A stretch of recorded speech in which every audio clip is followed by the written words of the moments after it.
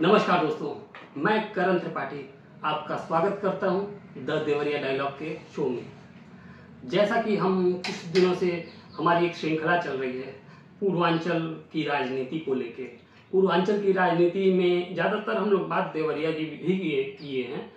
तो इसी श्रृंखला में अभी हम लोगों ने पिछले अपने एपिसोड में रमाशीष राय जी से बात की थी, अखिलेश प्रताप सिंह से बात की थी।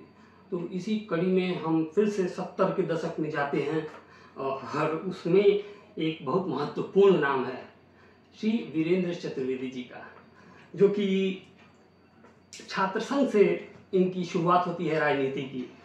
छात्र संघ में इनकी एंट्री होती है बीआरडी-पीजी कॉलेज से। बीआरडी-पीजी कॉलेज में 74 में ये अपना राजनीति में शुरुआत करते हैं।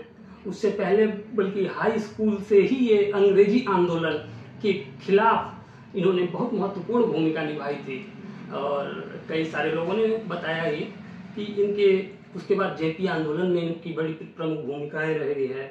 उसके बाद 77 में गौरी बाजार विधानसभा से विधायक के तौर पे आते हैं और बहुत सारे अभूतपूर्व काम कराते हैं।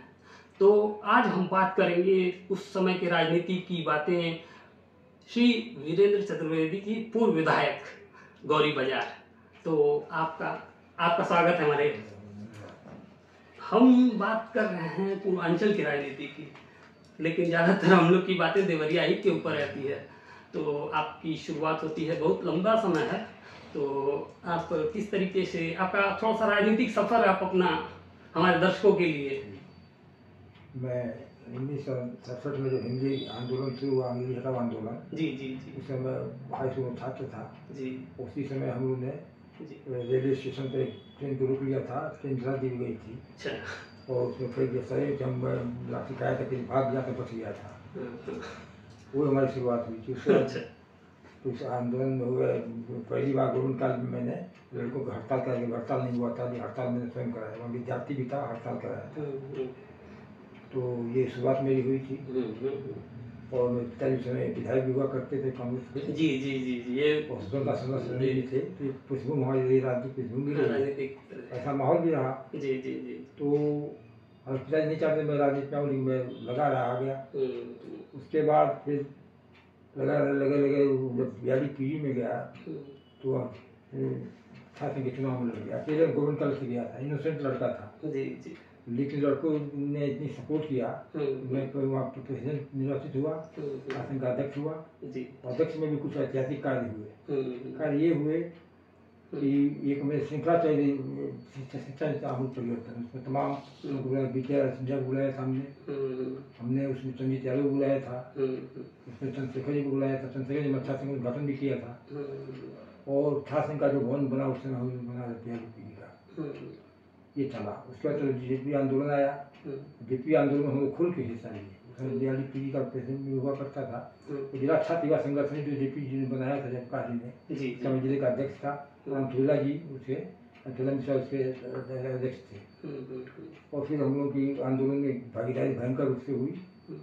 और जब इमरजेंसी जेल हम लोग गए, मिश्रा में DI हमारे ऊपर लगा, जेल हम लोग गए, महीने में जेल काटे हम लोग।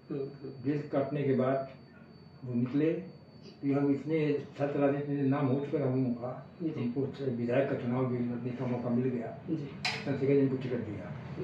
चुनाव में हम लोग विजयी भी हुए। उसमें हम लोग 900 से 2-2,500 रुपया कुल का चुनाव जीते। जनता साथ थी, आमूल परिवर्तन चाहती थी, और मूल्यों की राजनीति हुआ करती थी। तो पूरा माहौल बदल गया। जनता दल की सरकार आई, जनता पार्टी की सरकार, सारे दलों का विलय हुआ था, नेतृत्व बने। वो ऐतिहासिक कार्य हुआ जनता पार्टी में। दुर्भाग्य रहा नेताओं के अपने झगड़े में पार्टी टूट गई। टूटने के बाद फिर वो जो शुरुआत हुई, एक अच्छी राजनीति शुरुआत हुई, देश में खत्म हो गई। तो फिर इंदिरा जी आ गई, तो फिर उनका अपना चला। फिर वो चलता रहा। तो विधायक होने के बाद भी हम लोगों ने बड़ा काम किया, ईमानदारी से काम किया। नैतिकता की एक है कि मेरे सामने मंत्री पद रखा हुआ था, तो मुख्यमंत्री का वोट देना था, मैंने वो नहीं दिया और पार्टी नहीं छोड़ी। जी। तो मैं नेता मंत्री हूँ, फिर आगे जाता। मूल्यों की राजनीति थी। मूल राजनीति जी। और देवरिया जिले का नाम था उसमें। जी जी। देवरिया जिला पूर्वांचल का को लीड करता था उसमें। जी जी। एकदम गेदा सिंह जैसा नेता रहा देवरिया में।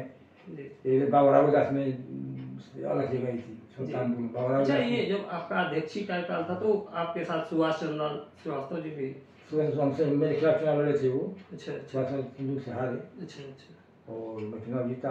हाँ। हमारे साथ धनंजय मणि जो पत्रकार आपके आज के हैं, वो हमारे साथ मंत्री हुआ करते थे हमारे साथ। अच्छा। और मेरे साथ में मंत्री थे मेरे साथ। जी जी जी। वो बहुत अच्छा माहौल था।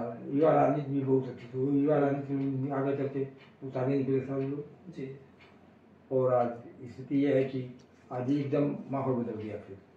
फिर माहौल राजनीतिक नगर का राजनीतिक होता जा रहा है। देवरिया फिर भी अभी अपेक्षा बहुत ठीक है। जी जी। देवरिया में पहली बार कोई ऐसा जिला होगा जहाँ कोई माफिया एमएलए नहीं हो पाया।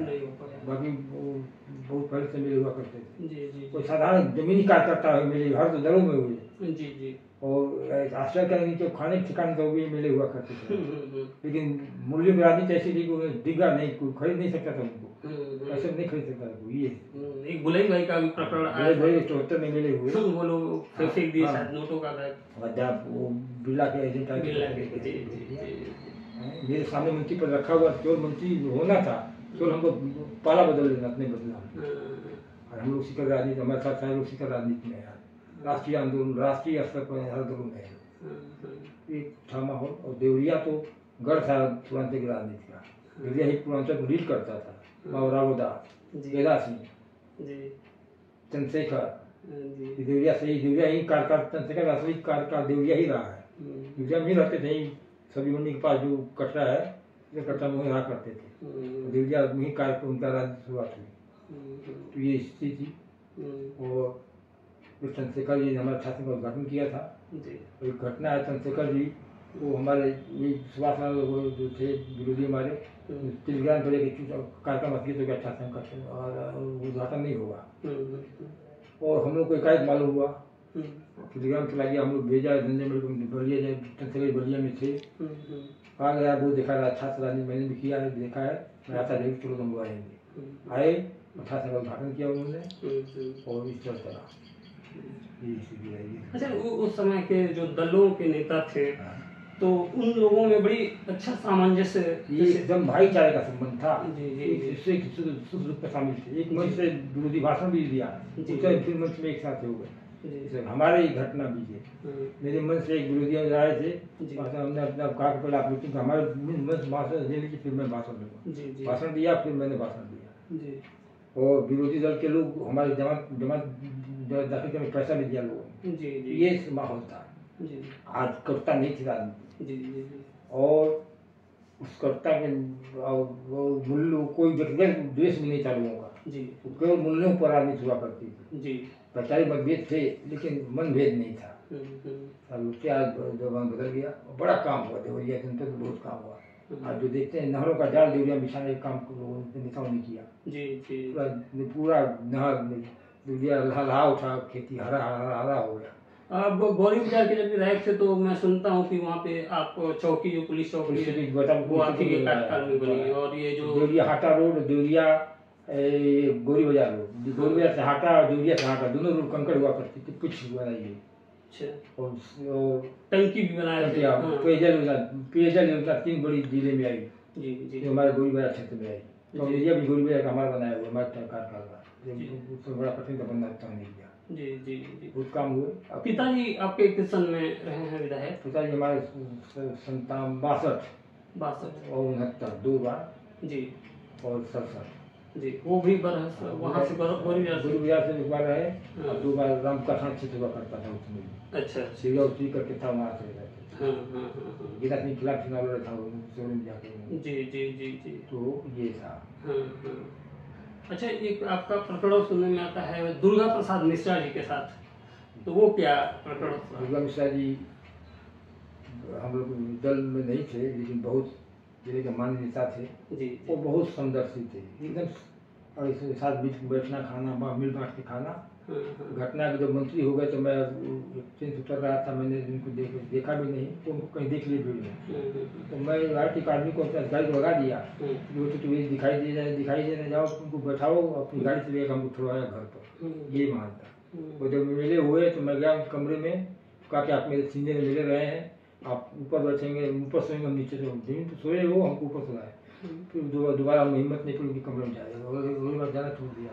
देखो आदमी इतना महान है तो नीचे सोता है, ऊपर सो जाता है, ये महान लोग थे, ये गरीब आप कहीं नहीं मिलेगी आप तो। अच्छा, एक प्रकरण आजकल देवरिया में चर्चा में था, दुर्गा प्रसाद मिश्र जी के लड़के ही हैं, दीपक मिश्रा का जी, जो भरत से विधायक हैं, तो उनका एक प्रकरण अभी कुछ दिन पहले हुआ था दिशा की बैठक में।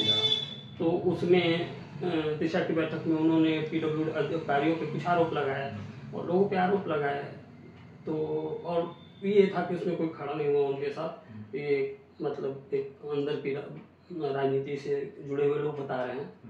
तो आपके समय में जो राजनीति का स्तर था और आज के समय में राजनीति के आप किस तरीके से देख रहे हैं? तो बहुत अफसोस होता है जी, सारे विरोधी दल के नेता आपस बैठ के समस्याओं को लड़ते थे, और अधिकारियों से लड़ते थे, एकदम लड़ते थे। अधिकारी भी इतने समझदार थे कि लड़ने की जरूरत पड़ी तो वो कई बार हम लोग झड़प हुआ, मर्यादित ढंग से हुआ। इस बार पहली बार देखा उस दिशा में शाखा में से उठ जाना, कोई जनप्रतिनिधि मौन है, सारे मौन है। ये कौरों की सभा थी, सारे मौन थे। ये अन्याय हो रहा है और मौन हो गए सारे जनप्रतिनिधि। लोकतंत्र का चरण है, अंतिम चरण है। शाखा जैसा आदमी भावुक होकर के उस आदमी ने जन समस्या को उठाने का काम किया और लोगों ने उसको मजाक बनाने की कोशिश किया। ये सबके लिए दुर्भाग्यपूर्ण है कि आज जनप्रतिनिधि की कोई सुनने वाला नहीं है, अधिकारी मनमानी करते हैं। और हिम्मत है जो जनप्रतिनिधि के खिलाफ घटना है कि हमारे टाइम में सारा भक्त सिंह राजस्व मंत्री थे और एक 130 से तकबंदी के उनके खिलाफ नारा लगाया हम लोगों ने, हमारे कार्यकर्ताओं ने लगाया, हमने मैंने मेरी साजिश भी नहीं की थी कोई, रेलवे स्टेशन घटना है। ये एसओसी पहुंच गए दूसरा उनके सारा भक्त के सामने, मंत्री के सामने, कहा साहब विधायक ये हमारी शिकायत नहीं सुनी है कि हमारे खिलाफ नारा लगाया, कहा वो कौन, कहा मैं सारे एसओसी तुम हिम्मत कैसे पड़ी विधायक के खिलाफ, कैसे कर दिया तुमने, हिम्मत कैसे पड़ी। तुरंत कहा कि स्पार्ट सस्पेंशन, पूर्णिया सब नियम थे, स्पार्ट सस्पेंशन हुआ उनका, और गुजराते राजमोहन पार्टी पर राजमोहन का अन्ना जाके चतुर्वेदी से बात करो। सारे दिन गए और किसी ने मदद नहीं किया, कहा कि चतुर्वेदी से बात करो। तो ये मार था। सादा भक्त सिंह हमारे अपने कुंबे के भी नहीं थे, ये हमारे जब लोकतंत्र चलता, लोकतंत्र ऐसा नहीं चलता। आज अधिकारी खुराब कर रहा कि हम बातें नहीं है, जियो है हमारे पास, यो है कि हम आज जनप्रतिनिधि की बात नहीं सुनेंगे, इसकी बात कहीं होती है। ये बहुत दुर्भाग्यपूर्ण घटना है और इस पर एक्शन होना चाहिए, जो भी हो एक्शन होना चाहिए अधिकारियों के खिलाफ। जी मानना है ऐसा।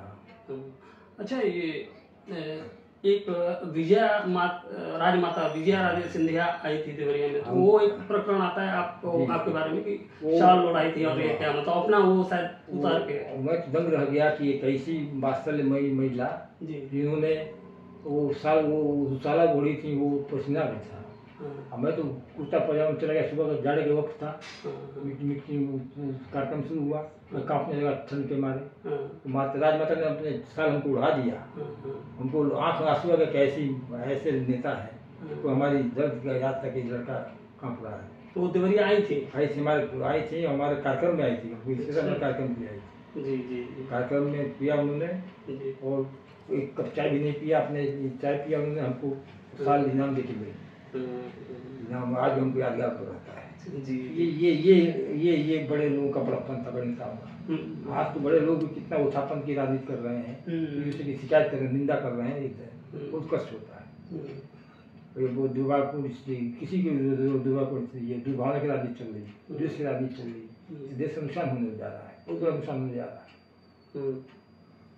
अच्छा, ये एक हाल ही में ये ऑपरेशन सिंदूर की घटना हुई है, तो उसमें जैसे कि भाजपा का कुछ कहना है, कांग्रेस का एक अलग पक्ष है, तो उसको आप किस तरीके से देख रहे हैं? पक्ष विपक्ष का काम ही है कि हम सरकारी नीतियों के खिलाफ और उनकी थोड़ा तो उसकी आवाज उठाए। जांच होनी चाहिए, निष्पक्षता से जांच होनी चाहिए। आज तो संसद में भी उसी बिल पे शायद होना चाहिए, बहुत होनी चाहिए। बात जनता की बात तो सामने है, संसद से बड़ा मंच कोई नहीं है लोकतंत्र में। जहाँ जनता की बात आती है और वहाँ जनता के सामने समस्याओं का समाधान होता है, दूसरों का विचार आता है।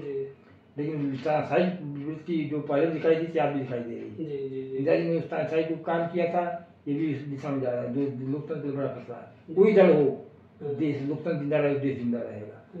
और लोकतंत्र एकदम बंधक होता जा रहा है। पूरी पत्तियों को उदारीकरण नीति के चलते मेरा साफ कहना है कि आज कारपोरेट और सत्ता का एकदम गठबंधन हो चुका है। जनता एकदम बेकार होती जा रही है, उसकी कोई आवाज कहीं नहीं रह जाएगी। मीडिया भी कब्जे में है, न्यायालय न्यायपालिका कब्जे में होती जा रही है। आखिर जनता की बात कौन उठाएगा? उठाने वाला नहीं।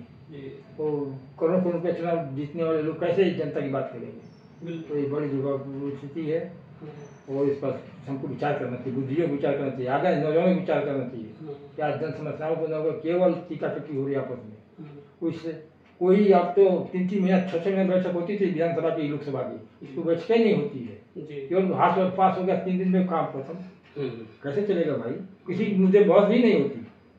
नेता ने निर्णय ले लिया, सबको हाँ हाँ हाथ उठा रहे हैं, ऐसे नहीं होता है। हम लोग याद है कि हम सरकार के खिलाफ उन्होंने उठ दिया, सरकार के खिलाफ उन्होंने अपनी सरकार के खिलाफ उन्होंने आवाज उठाई विधानसभा में, तो हम बिल वापस हुए। स्थिति दूसरी आज केवल हाँ करने का कोई हिम्मत नहीं कि अपने नेता का विरोध करेगा। आज वो उसको उसकी राजनीति में मौत हो जाएगी। नेता हम लोग खुला विरोध करते थे, किसी नेता ने हम लोग कभी नुकसान नहीं किया। आज इतना फर्क है। अच्छा, देवरिया में बहुत सारी सामाजिक संस्थाएं हैं जो कि काम कर रही हैं, अच्छे से भी काम कर रही हैं। तो इस पे आप जैसे पुराना समय आपका था तो उसमें किस तरीके से, जैसे चाणी और भी संस्थाएं हैं, तमाम संस्थाएं, तो उनको आप पहले किस तरह देखते थे, आज किस तरीके से? ये पहले भी अच्छे लोग आए और बहुत अच्छा संस्था चली, उसको कम से कम बचा कर, चुरा कर नहीं, बचा कर रखा उस संस्था। और विशेष क्रांतिकारी परिवर्तन हुआ है जब उसमें सुधाकर मणि जी हमारे मित्र भी थे, आए हैं, जो अध्यक्ष हुए, जो कार्यकाल उनका रहा, तो आमूल की गतिविधियाँ बढ़ गई। सामाजिक गतिविधियाँ, साहित्यिक गतिविधियाँ बढ़ी और आज वो शिखर पर है। और जो ऊर्जा समय में भी तमाम कार्यक्रम होते हैं, जीवंत संस्थाएं हैं। जीवंत संस्था है, भाई ने बहुत अच्छा काम कर रही है। तो अच्छे लोग जुड़े हैं, जुड़ते चले जा रहे हैं और हमको बहुत खुशी है कि ऐसे लोग भी आ रहे हैं जो इस समाज संस्था जिंदा रखे हुए हैं और एकदम जमीन धरातल पर संस्थाएं काम कर रही हैं। सर तमाम दातव्य संस्थाएं हैं, गौशाला भी चल रही है, देविया की भी अच्छे चल रही है, वो भी बंद हो जाएगी, चल रही है, ये चल रहा है। फिर तमाम ये हॉस्पिटल हमने देखा कि कोई पीढ़ियाँ वो चलाते हैं, अपना निःशुल्क सस्ता भोजन देते हैं। ये देविया की भूमिका है। देविया में तमाम संस्थाएं हैं, जो धार्मिक संस्थाएं वो भी अच्छा काम कर रही हैं, राजनीतिक से अलग हटकर काम कर रही हैं। हम लोग इसमें भी हमारी संस्था है वैष्णव सेवा समिति, आज भी प्रत्येक वर्ष वैष्णव सेवा समिति के द्वारा मालूम सरकारी में कथा कराई जाती है। समय संरक्षक भी उस संस्था का हिसाब कर चल रहा है। तमाम संस्थाएं काम से अच्छी चल रही है देवरिया में। अब जैसे एक इमरजेंसी का पीरियड आपके रहते में आया था, आजकल राजनीति में अक्सर उसका भी मनाया गया था, तो आप इमरजेंसी के दौर में हैं, तो क्या मतलब उसमें क्या घटनाएं हुई और आपकी क्या स्थिति थी उसमें, और देवरिया में किस तरीके के कार्यक्रम चल रहे थे उस टाइम? समय एकदम सब गिरफ्तारी थी, हम कुछ बच गए थे जो अंडरग्राउंड काम करना शुरू कर दिया। हमने खुद साइकिल स्टाइल से पर्चा निकाला था, बांटना शुरू किया था हम लोग सरकार के खिलाफ, और हम घूमते हमारी गिरफ्तारी हो गई और उसके पहले तमाम चीज़ें हुई। मीडिया पर रोक भी लगवा दिया, मीडिया पर रोक लग दिया था, मीडिया पर। अच्छा, रोक लगी, एकदम रोक लगी थी मीडिया पर। और एकदम वो लोग जेल के सेकंडों में अकेले रामनाथ गोविंद का जो बुलाते थे वो स्टेटमेंट, वो जनसत्ता का कार्यक्रम था, वो अकेले सारे नामों के पक्ष में थे, बड़ा उनका नुकसान हुआ, लड़ते रहे वो और तब जाकर रुक तो बचा। और ये अपने गरिमा थी हमारा कि प्रधानमंत्री के खिलाफ फैसला देने का साहस यहाँ की न्यायपालिका में था। आज स्थिति बदली हुई है। समय इंदिरा जी प्रधानमंत्री के खिलाफ फैसला आया और उनको सुधार करना पड़ा। बाद इमरजेंसी लगाया, इमरजेंसी के खिलाफ लाखों लोग जेलों में चले गए। जेपी का आंदोलन शुरू हुआ था, जेपी आंदोलन, जी जी, 72 साल के बूढ़े आदमी ने आंदोलन शुरू किया। जी जी, और केवल इंदिरा जी से इन्होंने कहा कि इंदिरा बात तो सुनो, कुछ नहीं विरोधी बात तो सुनो, बात तो समस्या का समाधान करो। जी वो उन्होंने उनको अच्छा किया।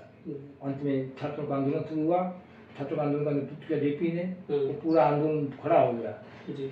और अपराधीय कांग्रेस की सत्ता पहली बार सत्ता से बाहर हुई। अपराधीय कांग्रेस मानी जाती थी, वही कमजोर हुई कांग्रेस। फिर इंदिरा जी को अकल आई तो कुछ वापस आई, फिर हुआ नहीं। फिर उसके बाद नेतृत्व का भाव, हर दलों में नेतृत्व का भाव हो रहा है, हर दलों में नेतृत्व का भाव हो रहा है और एकदम राजनीतिक शून्यता आ रही है। किसी दल में परिपक्वता राजनीति करने वाले लोग नहीं रह रहे हैं।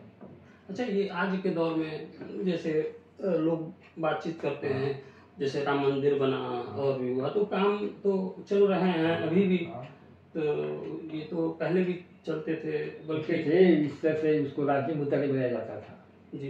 इसको राजनीतिक मुद्दा बनाया और यही काम प्रमुख हो गया है जी। कांवड़ियों पहले भी जाते थे, आज भी कांवड़िया जाते थे। आज कांवड़िया कितना बवाल हो रहा है, उसका स्वागत हो रहा है। भाई सबका स्वागत करो, हर दलों को समान रहने का अधिकार है, सबका भाईचारा है। ये देश एक किसी जात विशेष का, धर्म विशेष का नहीं है। जातियों में बांटा जा रहा है देश को, समाज में बांटा जा रहा है। कहाँ जा रहा है देश? आज ब्राह्मण ठाकुर ब्राह्मण के खिलाफ, यादव हृदय के खिलाफ कैसे चल रहा है? एकदम स्थिति भया विषाक्त वातावरण हो रहा है। इसका नुकसान सबको उठाना है, नेताओं को उठाना पड़ेगा। नेताओं को जो समझ रहे हैं सत्ता में जब तक है, सत्ता के बाद कोई दुर्गति सबकी होने वाली है, बड़ी भयावह स्थिति है। अच्छा, ये कहते हैं लोग कि जो सत्ता में जब बीजेपी रहती है तो बहुत उग्र रहती है, लेकिन कांग्रेस उस तरीके से क्यों जमीन पे नहीं उतर पा रही है? जैसे कि नहीं, बीजेपी में भी अच्छा नेतृत्व रहा है, जमाना था। ये मोदी के आने के बाद गड़बड़ हुआ, इतनी गुस्सा कभी नहीं रहेगा जी। आंदोलन तो मोदी को आंदोलन ही नहीं किया, आंदोलन तो किया राम आंदोलन का अडवाणी अटल जी थे, जो सामाजिक समरसता थी उनके पास, और इसलिए ये पार्टी स्थापित हुई। और मोदी जी ने उसको एकदम एकांगी बना दिया और सारे अकेले अपना वर्चस्व चाहते और बड़ी घुटन है दल के अंदर कार्यकर्ताओं को भी घुटन है, जनता में भी है, जो इसका परिणाम बहुत दुखद होने वाला है जी। और जैसे कांग्रेस का हाथ होगा उनके पास होने वाला है जी। इसलिए कि भाई आखिर वातावरण बिगाड़ेंगे, इधर गड़बड़ किया तो ध्यान दलों पर असर पड़ा, उसी तरह इनका असर पड़ रहा है। और आज हर दलों की स्थिति है, हर आदमी बात को उल्टा से बात कर रहा है जी, ये सब चीज़ें हैं। अच्छा, ये आपका जो दौर था तो उसमें बहुत सारे नए नेता निकल के आए, जैसे लाइन से मोहन सिंह और ये लोग सारे लोग, तो उसमें किसी का प्रकरण हो या आपके समय की जो राजनीति की मुख्य विशेषता हो, उस पर कुछ? विशेषता मुख्य ये थी उस समय लोग जो नए लोग भी आए राजनीति में जी। मोहन सिंह हुए, गौरी भैया हुए, रविंदर सिंह थे, सारे लोग राजनीति से घूम गए थे। अच्छा। और हमने देखा कि ईमानदारी से काम किया है लोगों ने, तमाम समस्याओं को उठाया है लोगों ने। किसी दल की भी सरकार बनी, सब लोगों ने काम किया जी। चाहे सपा की हो, बसपा की हो, भाजपा की हो। कल्याण सिंह ने भी ऐसे काम किया अपने कार्यकाल में जी, ने किया। मायावती ने भी किया अपने कार्यकाल में काम किया, हमने किया। आज स्थिति बदल गई है, आज तो दूसरी बात हो रही कि कानून और संविधान अलग है, व्यवस्थाएं अलग हैं, एकदम मोनोपोली चली जा रही है। वो कैसे चले भाई? हम तो आप सत्ता में मोनोपोली चला रहे हो, कल क्या होगा? सत्ता के बाहर जाना है तो क्या करोगे? सत्ता किसी की बहुती नहीं हुआ करती, सत्ता जो समझता है कि हमारी हमेशा नहीं रहेगी जी। चाहे हिटलर हो, चाहे मुसोलिनी हो, किसी को हटना पड़ा जी। इसलिए में जो काम करें, समझता है समाज में लोग, ये मेरा संदेश रखते हैं, लोग रखे हैं। देश रहेगा, लोकतंत्र रहेगा, सब रहेंगे। अच्छा, हमारा एक अंतिम प्रश्न था कि आज के इस परिवेश में पूर्वांचल की राजनीति को जो आप देख रहे हैं, तो इसको सुधारने के लिए आपके हिसाब से क्या बिंदु हैं कि क्या करे तो आपके हिसाब से सुधार हो? सुधार ये होगा कि जनता को जागरूक करना पड़ेगा, जनता को, और इसमें नौजवानों को आगाना पड़ेगा। नौजवान अपनी समस्याओं के लिए नहीं लड़ रहे हैं, केवल हर दलों को झंडा लेके घूम रहे हैं। हाँ, जैसे बिहार में इलेक्शन हो रहा है तो उसमें एक जन स्वराज पार्टी सब वो है, तो ये कोई मतलब नहीं है। जैसे जयप्रकाश सिंह के आंदोलन में छात्रों ने दिशा बदल दिया था, उसे फिर छात्रों को नौजवानों का आगाना होगा। तो नौजवान ईमानदार हुआ करता, नौजवान ईमानदार हुआ करता है, तो उस पर समस्याएं नहीं है, तो लड़ता है देश के समाज के। इसलिए उनको बेरोजगारी की समस्या बनी हुई है। कोई नौजवान उठता है, आगे नहीं आता है, केवल राजनीतिक नेताओं के चक्कर में पड़े हुए हैं, नहीं चले। आज हम लोगों ने छात्र अपनी समस्याओं में समाधान कर पा रहे हैं। इतनी महंगी शिक्षा होती जा रही है, एकदम स्कूल बंद होते जा रहे हैं, कोई आंदोलन और नहीं होता। एक राजनीतिक क्षमता आ रही है, उसका बड़ा दुष्परिणाम भुगतना पड़ेगा जी। हाँ, अच्छा, आपकी नज़र में देवरिया में आपका सबसे मतलब जो बहुत अच्छा काम किया हो, सबसे अच्छा नेता कौन आपकी नज़र में है? सबसे अच्छा नेता इस समय मौजूदा में? हाँ, मौजूदा में कुछ लोग हैं, जैसे लोकल विधायक हैं जी, और सारी तरीके से जी शाखा भी काम करना चाहते हैं जी जी जी, लोग काम करने वाले हैं, कर रहे हैं जी, लेकिन समय सहयोग नहीं मिल रहा, सरकार का सहयोग नहीं मिल रहा जी जी। काम करना चाहते हैं, सरकार नहीं मिल रहा जी जी। इसलिए हम कहेंगे भाजपा के लोगों से कि भाई आप लोग ऐसा करिए, दबाव बनाइए सरकार के ऊपर, जन समस्या काम, जन समस्या सरकार नहीं तभी आप जनता के बीच में रहेंगे। जनता तो आपको हाँ पूछेगी, तभी पूछेगी जब आप उनके सुख दुख में शामिल रहेंगे। अच्छा, आपके समय में, अब आपके समय में आपका पसंदीदा नेता या जो लगता है कि बहुत काम कराया था आपके समय के? हमारे समय में सबसे अधिक काम जो है कराने में सारे लोग करते थे काम। सारे लोग बता तो रहे हैं कि सारे लोग सुबह निकलते, एक नाम कैसे लिया जाए जी, सब बहुत लोग थे जी, सारे लोग काम किया, खुद हम लोगों ने काम किया है, ईमानदारी से काम किया, बिना पैसा लिए काम किया, हिम्मत नहीं कोई किया। तमाम गरीब लड़कों को जाति का ध्यान नहीं रखा, रिश्तेदार का नौकरी दिया हम लोगों ने, रिश्तेदार नाराज हो गए तो लोगों ने दिया, ये था। सारी स्थिति बदल गई, आज तो छोटेबाजी हो रही है, कैसे चलेगा? स्वयं कोई नेता ऐसा नहीं था, केवल थे, चाहे हुसैन जी थे, चाहे मोहन सिंह थे, सारे लोग एकदम काम में लगे रहते। कोई चला गया, किसी दल का चला गया, कोई भेदभाव नहीं था। वोट दिया, वोट नहीं दिया है, कोई मतलब नहीं है, सब उसका समर्थन करते हैं। ऐसे हम लोग काम के बाद हमको मिलते हैं कि आपने मेरा काम किया, हमको याद ही नहीं। आज वो आधा भाव देते हैं, समझ लो। एक बार पानी खिलाएंगे, लेकिन खिलाएंगे बेटा, तो लगता है कि हमने कुछ कमाई किया है, पैसा भले न कमाया, इज्जत सम्मान मिलता है। आज पैसा भले कमाई, इज्जत नहीं है, आज जनप्रतिनिधि की इज्जत नहीं, कम होती जा रही है। सत्ता से हटते कोई पूछने वाला नहीं मिलेगा, समझ नहीं रहे हैं, जनता के बीच नहीं रहना, सत्ता में रहने ही पे टापू से जनता नहीं जाती, जनता का के पास जा रही है, जनता किनारे हो गई, टापू जाएंगे, पैसा कमाए ठेकेदार जाते हैं, स्थिति हो गई। चलिए, बहुत सारी जानकारियाँ मिली आपके समय की, तो बहुत बहुत धन्यवाद, आपने जो जानकारियाँ दी। और हम फिर से अगले एपिसोड में मिलेंगे नए विषय के साथ। ये पूर्वांचल की राजनीतिक श्रृंखला जो हमारी चल रही है, तो इसको भी हम लोग आगे बढ़ाएंगे। फिर किसी नेता से बात करेंगे जिसमें देवरिया के परिदृश्य के बारे में कुछ जानकारी मिले और आप लोग तक प्रस्तुत करें हम लोग। और आप हमारे चैनल को लाइक कीजिए, सब्सक्राइब कीजिए, हमें समर्थन दीजिए अपना, जिससे हम और अच्छा काम करें। और नमस्कार। प्रभावित है आप लोगों से कि आपने बहुत अच्छा काम किया है जी, और समझदार से उठा रहे हैं, पुरानी चीज़ उठा रहे हैं, आप लोग बधाई के पात्र हैं। जो भी सहयोग होते हैं हम उसका सहयोग आप लोगों का करेंगे, विशेषकर आपका गोरी जी का जी, गोरी जी पूरा नाम आपका क्या है? रजनीश जी का जी जी, इनके पिताजी मेरे गुरु हुआ करते थे जी जी, उनका नाम अक्सर आता है। हम जिस पुराने व्यक्ति के पास जाते हैं बहुत रिस्पेक्टेड उनका नाम लेते हैं वो थे जियालाल जी, जियालाल और बहुत सामान्य तरीके से जियालाल जी थे, उसमें पत्रकार थे जागरण के जियालाल जी। अच्छा, उनका नाम आता है बहुत अच्छा, गजब लोग थे।